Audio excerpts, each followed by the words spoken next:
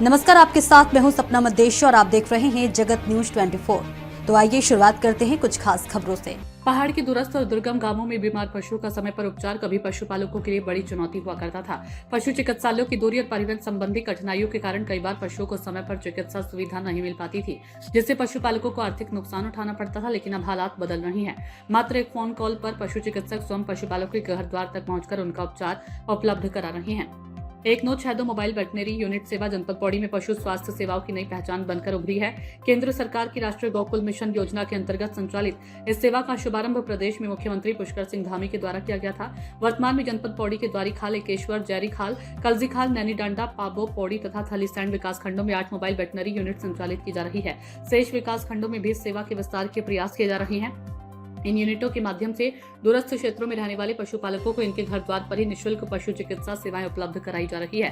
योजना की उपयोगिता का अनुमान इस बात से लगाया जा सकता है कि जनपद में अब तक 59,336 कॉल प्राप्त हो चुके हैं। इनमें 27,850 कॉल पशुओं के उपचार से संबंधित रही है, जबकि अन्य कॉल पशुपालन विभाग की विभिन्न योजनाओं एवं तकनीकी परामर्श से जुड़ी थी। अब तक 44,973 पशुओं का सफल उपचार किया जा चुका है, जिससे हजारों पशुपालकों को प्रत्यक्ष लाभ मिला है।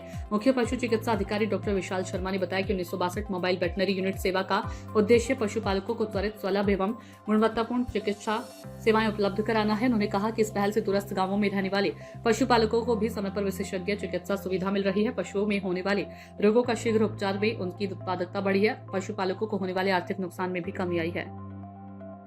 पशुपालन एवं डेयरी मंत्रालय भारत सरकार द्वारा राष्ट्रीय गोकुल मिशन योजना अंतर्गत प्रदेश के विभिन्न समस्त जनपदों में मोबाइल वेटनरी यूनिट का संचालन किया जा रहा है, जिसमें कि जनपद पौड़ी में भी वर्तमान में 8 विकास खंडों में इसका संचालन किया जा रहा है।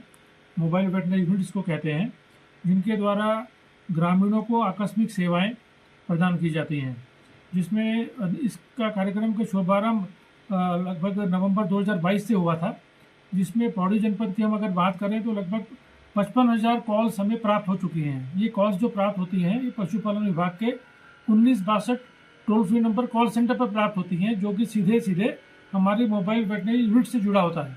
एक मोबाइल वेटनरी यूनिट में हमारे डॉक्टर साहब, एक उनके सहायक पैरावेट और एक वाहन चालक होता है।